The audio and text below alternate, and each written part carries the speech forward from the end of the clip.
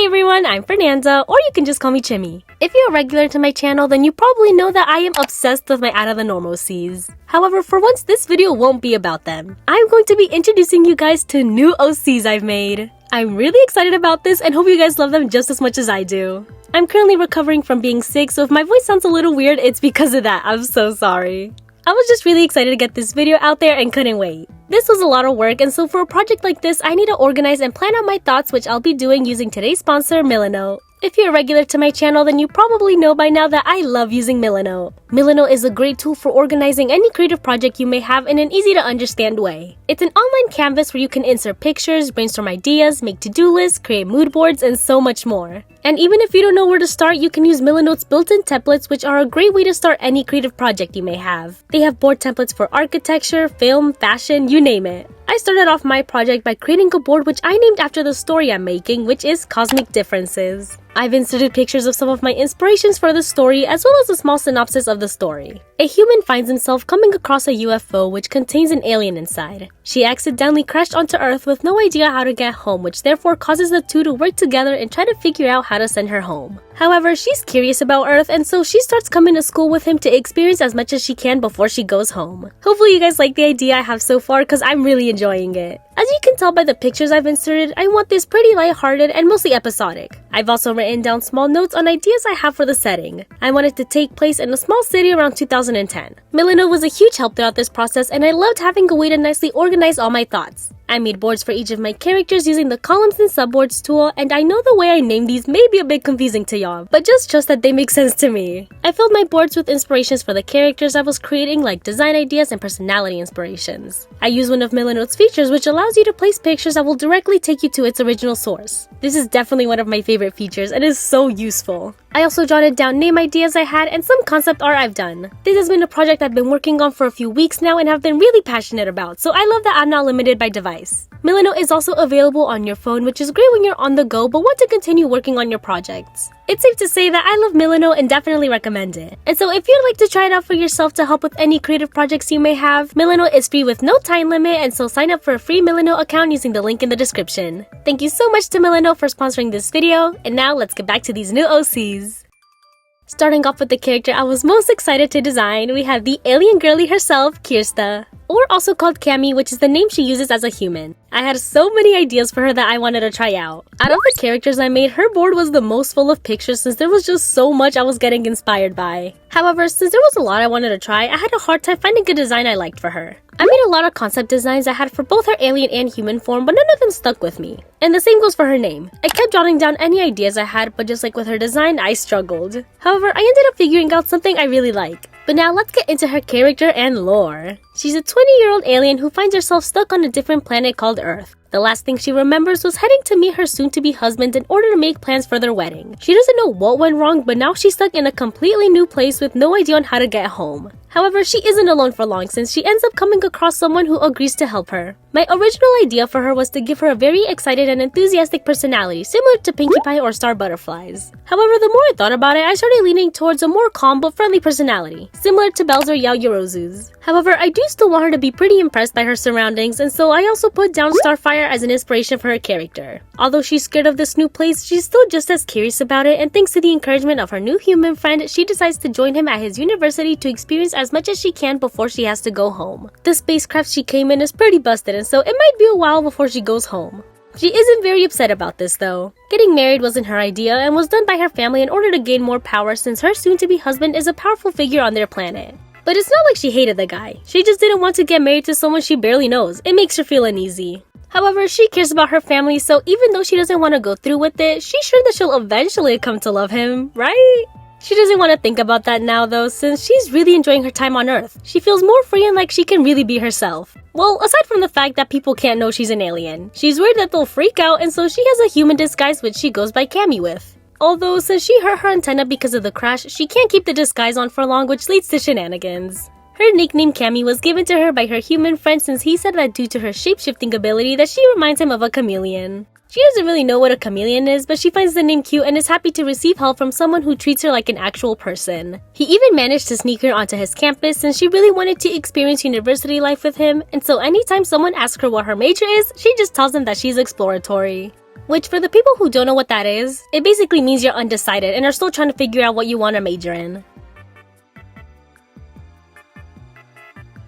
But now that leads us to her human friend who is called Jessie. The other options I had were Alex or Malachi, but Jessie just stuck with me since it's a name I've been wanting to use for a while now. I wanted to go for like a tough guy vibe for him. You know, someone who mainly wears darker colors and has piercings. However, he's actually super socially awkward and has a hard time making friends because of his cold appearance. Inspirations behind his character were Robin from Teen Titans, Law from One Piece, Gwen from Total Drama, and Gray from Fairy Tail. He's 19 years old and is an art major. He's not very popular around campus, again because of his cold appearance, but he does have his own small group of friends. He wasn't looking very forward to college, but his best friend June encouraged him to attend so that they could experience it together. Although it's been pretty uneventful, that changes one day when he sees something that looks a lot like a UFO crash down. The smart side of him is telling him to just ignore it, but the curious side of him really wants to know what that was, and so he decides to go investigate it. He ends up finding a person, or at least someone who sort of resembles a human. He goes to get a closer look until she suddenly wakes up. They both freak out and are equally scared and confused as each other. This is when Jessie and Kyrsta's unlikely friendship starts and shenanigans unfold. Never in his mind did he think he would ever befriend an alien, but here he was taking her to his apartment. Luckily, his roommate was gone for the weekend, so he could sneak her in with no problem. He was planning on calling the authorities when he first saw her, but after seeing how scared she looked, he decided against it and to hear her out. That's how she explained to him how she got there and that all she needed was to fix her ship to leave as soon as possible. He was pretty hesitant to involve himself in all of this, but decided to help her since it seemed like the right thing to do. Besides, his roommate was an engineering major, and so he assumed he must know how to help her fix her spacecraft. I like to imagine that during her first few days with Jessie, that Kyrsta would want him to introduce her to as much as he can, but that since he's pretty reserved and doesn't do much, he doesn't really know where to start. They would get into trouble pretty easily, but he finds this new part of his life to be really fun, and just like Kyrsta, isn't rushing to get her home.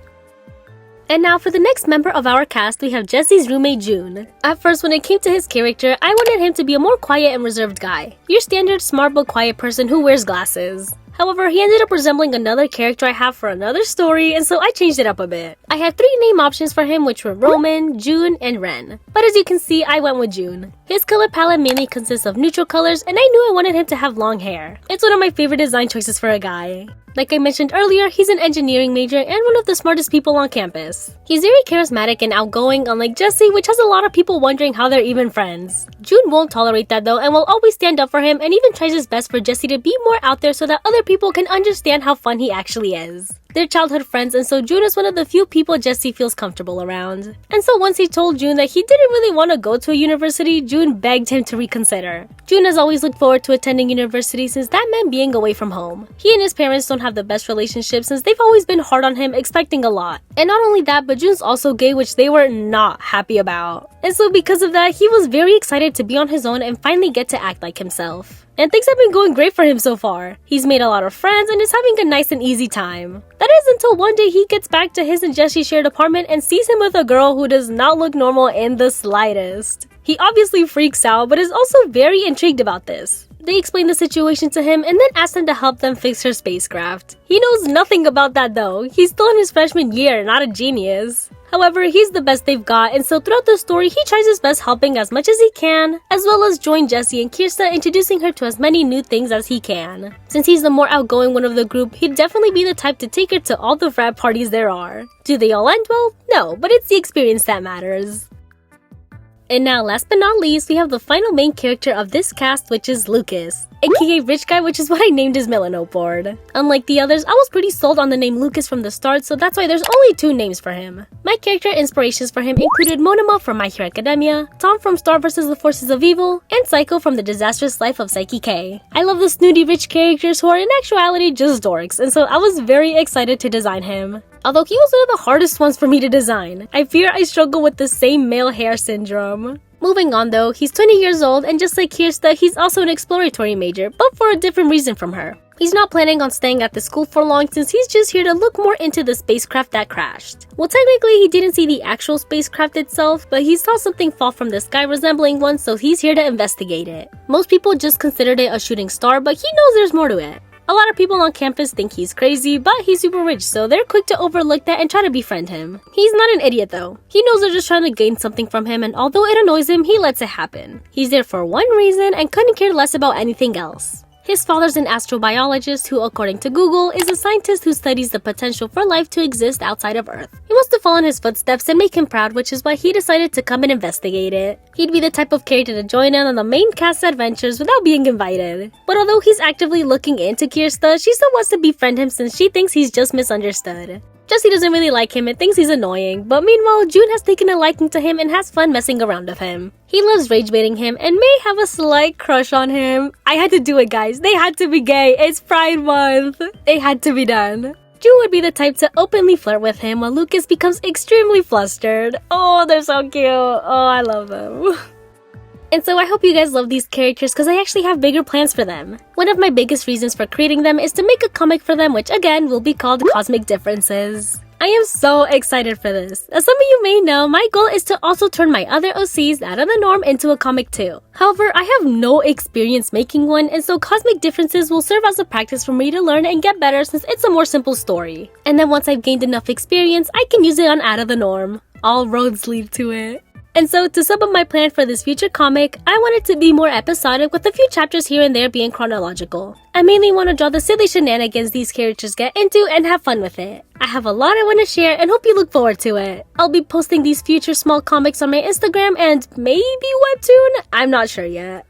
And so those are my new OCs. I'm so happy to finally have this video done. You guys have no idea how long I've been wanting to finish this, especially before our fight, which I am so excited for. It feels like so long since I've posted, but that's because I've been quite busy. I've had a few celebrations going on because of graduations and birthday parties, so I didn't have time to work on anything. And then once all of those passed, I ended up getting so sick, it's horrible. Like I mentioned earlier, you can probably tell from my voice, which I am so sorry about. But also, I quickly want to announce that I'm actually going to be going on a trip to South Korea next week, and so this might be my last video for a while. I'm hoping to get another one done before I leave, but who knows what'll happen. Either way, I'm super excited and will try my best to stay active on other socials like Instagram. Thank you all so much for watching. Don't forget to try out Milano, which is free with no time limit. Stay safe, and as always, I hope you have a great day.